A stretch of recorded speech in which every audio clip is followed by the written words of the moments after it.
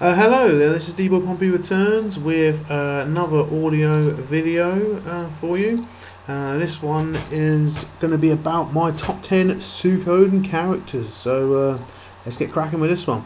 Okay, so my number 10 on my list is Ulan from Suikoden 2. Now, I really like her. She's a pretty decent character in the game. She's not like amazing. She's not going to actually astound you, but with some leveling up, she can be a pretty good, pretty fierce character. I quite like her personality as well. She's she looks out for the vulnerable people and young women and stuff. Pretty good feminist, if you like. And she's got that cool rune, which name I can't remember off the top of my head. But you know, you got to give it to any woman who can rush into a battle with a fist first. With that bust, you know, that's just whoa. That's my number 10. Number 9. Okay, number 9 is my Pawn. Is Pawn. Another fist fighter. But Pawn he's got a bit more of a deeper character, deeper storyline interest in Suikoden 1 than Ulan's got. He's pretty close to the McDowell families, and I like it when you see him reacting to sort of the split, you know, the sort of betrayal by Tio against his own son, and how Pawn's going to go about that. And he initially chooses Tio because he's got that sort of loyalty to him, and I like that. But I like it when you see his initial change and realise that Tio is wrong in the end and decides to to choose Tyr.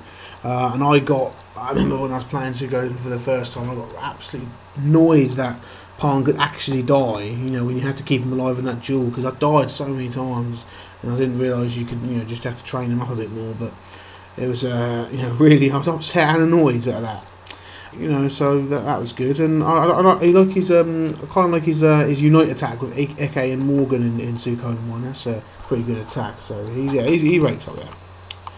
Okay, so my number 8 character is Peshmerga, or Peshmerga, I don't really know how you pronounce it properly, but I bet a lot of Suikoden fans, you know, have Peshmerga if they make a list. He'll be number 1 or number 2. I do like Peshmerga. I really do. I like, you know, his whole character, his connection with Yuba and what that's going to be. I mean, I heard hints that the next Suikoden game is going to be something. We're going to find out a bit more about that if there is going to be another Suikoden game. But I kind of like the mystery about him, not knowing what exactly he is, where's he from, why is he after Yuba, and all that sort of stuff. So, you know, and his abilities in the game as a character are pretty good. But he's up high on my list, or you know, he's at number 8 because, you know, by the time you get him in Suikoden 1 and 2, I think in both Suikoden 1 and 2 you need to have recruited at least 100 characters, and you kind of feel that by the time you've got him, it's very late in the game, and you kind of wish that you wanted him earlier. But saying that, he's almost always in my final party in both Suikoden 1 and 2. You know, defense attack is just great, and I'd always recommend him in any party. So yeah, that's why he's on my list. Okay, so number 7 is Nikia. Now I know this is the third fist fighter. I really like my fist fighters in Suikoden for some reason, but this is the last fist fighter on my list. I really like Nikia. She's actually, you know, you kind of think just seeing her, she might have a bit part role in Suikoden, and but she has a little bit more than that. She features a couple of times in the actual story. I mean, you get to duel with her, to recruit her, which is pretty good. I think she's got quite a good personality, and she's really bubbly and kind of cuddly and that sort of attitude to her. And as a fighter character, you could do so much worse in the Suikoden 5. So you know, that's always a plus. And she's quite fast as well, considering she seems to be one of the bigger girls in the game, if you know what I mean. Yeah, and that tan. Just check her out in the bath. You know, with that bloody tan line, that's good. And if you ever heard of Nikia's apples, just Google it. Oh, that's great. Number 6. Okay, so number 6 on my list is Fusulu. Now, this guy is arguably the physically strongest character in the whole of Suikoden 1. He pretty much grabbed my attention from the first time I saw him because he looked really cool with that tiger mask on, and I thought, wow, this guy's looks pretty smart.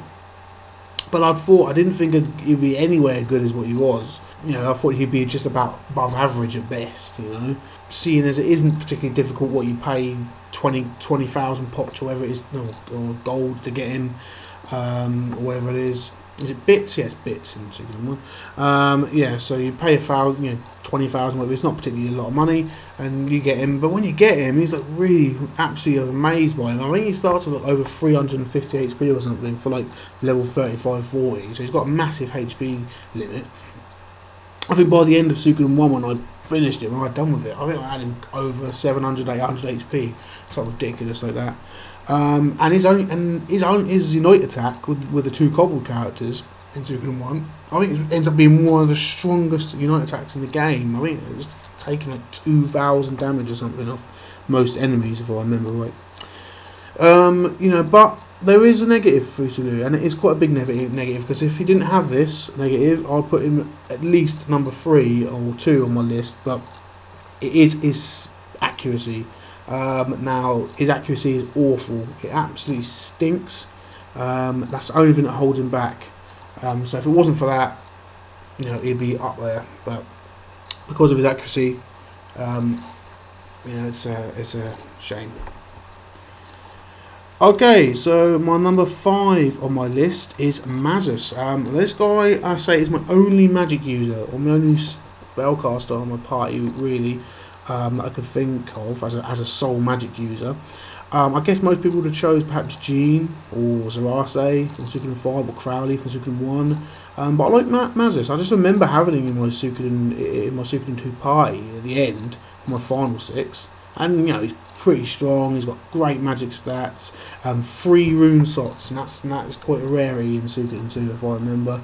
Now, I got a feeling though he's the evil one between him and Crowley, because I think they've got like a war going on or something. But I know he did destroy a mountain, or like he made a new bit of land or something ridiculous like that. So yeah, Mazus gets there, and I actually found out recently on Gentopedia that he's like 80 odd or something, and he's blind, or almost blind or something. So that was quite surprising. But yeah, he's on my list. He's cool. Okay, so number 4 is my favourite female character in the whole of the series to date, and this is Hazuki from Suikoden 5. Really great epic character. And she's got the sickle rune, which I like is pretty cool, because it can hit both the front and back enemies on the row. But it is a technical skill which gives her sets her from the package. So I think she is better than Belkut, in my opinion, in Suikoden 5. She's got a better counter. And she consecutive attacks a lot of the time as well. I don't remember Belkut doing it as much. Most other stats on the list are pretty average, but she can be quite a good character when she's leveled up, and just keep her on the front, and she's great at the front. So I also like her little scenes with Gavire sometimes, when you find out about stuff and he tried to marry her and she just pulled a sword out on him. It's quite funny. So yeah, Hazuki gets my number 4 on my list. Okay, so number 3. For this one, I kind of cheated a little bit, because I actually chose 4 characters for number 3.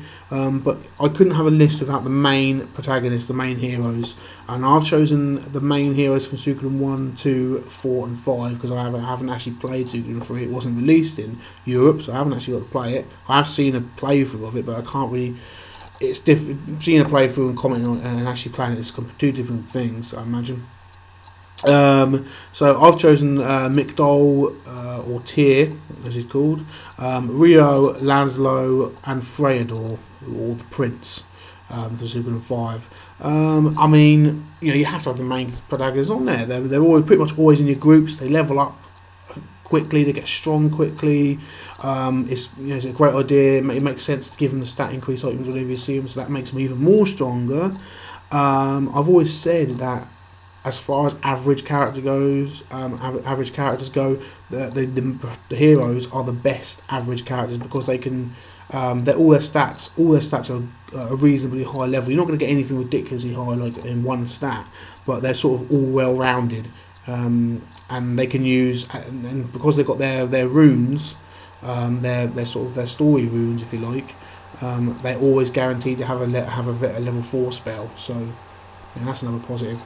I couldn't actually choose one character over the other, but if I had to choose one of the runes that they hold, I'd probably go for Ryu's White Shield rune, just because I like what that spell that heals you. I cannot remember what it's called. It heals you, gives you party fury as well at the same time. I think that's pretty cool rune, good cool spell. Okay, so number 2. Right, so my number 2 character is George from Suikoden 2 and Suikoden 5. I know the character's so limited in Suikoden 2. It did give me such a surprise when he had that much greater role in Suikoden 5. Probably the physically strongest character in Suikoden 5. And his killer rune seems to work a lot more better than any other character I've tried it with. I mean, I tried it with a couple of other characters. I tried to keep it with Belku and Sius. I tried to equip it with him, and it just doesn't seem to do anything. It's just like, it hardly ever works. But he's got, he's an excellent character, massive loads of HP, generally interesting character as well, which is quite good. Actually getting the investigations on board from Bora about him is pretty good. I mean, in Suikoden 2, he was strong as well. He was good HP, good attack and stuff. He has always been vulnerable to magic, though. So, that's kind of most swordsmen are always like that. And he's not as technical as some characters in the game as well, which I kind of found was a little bit disappointing. But he does have cheesecake in his party, on his person, which heals quite a lot actually of HP. That's my number 2. Okay, so my number 1 on my list. Well, my number 1 character from the Suikoden series is Tutor. No, not really. It's not Tutor, I'm afraid. No, my number 1 character. I fooled you. My number 1 character is the Blade Master himself, Richard from Suikoden 5. Now, just looking at him, he doesn't scream Blade Master or intimidation or anything, but you'd be surprised. I mean, I didn't look at him twice when I first played Suikoden 5. But I soon realised potential, and I soon realised what a mistake it was having him out of the party. I think, if I remember right, when I last played Suikoden 5, I got Richard at level 41 or 51, and he had almost 300 technique and evasion when I recruited him, and I just trained him up, gave him his skills, and he was absolutely mental. He counters physical attacks 90% of the time, and he also does consecutive attacks about 90% of the time as well. He's just so crazy. In my opinion, he's the best physical attacker in Suikoden 5. He's better than Belku and George as far as the sword wielders go. And you can actually, it's supposed to you actually have a duel with him later on in the game when you get to duel against Childred, which is pretty good. And anybody know if he actually sounds like Izzy from Digimon? Remember that series, Digimon, from the 90s? Does he sound like Izzy to you? He does to me. It just sounds like him to me. Anyway, I wondered that. I don't really get his fascination with Mueller, though. He must have... I mean, considering what he did to him, I don't want to give any spoilers just in case you haven't played, but Mueller must be amazing. Put it that way. Anyway, Richard is the man. He's in my party most times, and he's the number 1 Suikoden character for me. Okay, so thanks for listening to this, my opinion about the Suikoden characters. Yeah, give me a little note or a little list of your characters if you have any. Give me your opinions, and thanks again for listening. This has been Devil Pompey Returns, and thank you. Bye bye.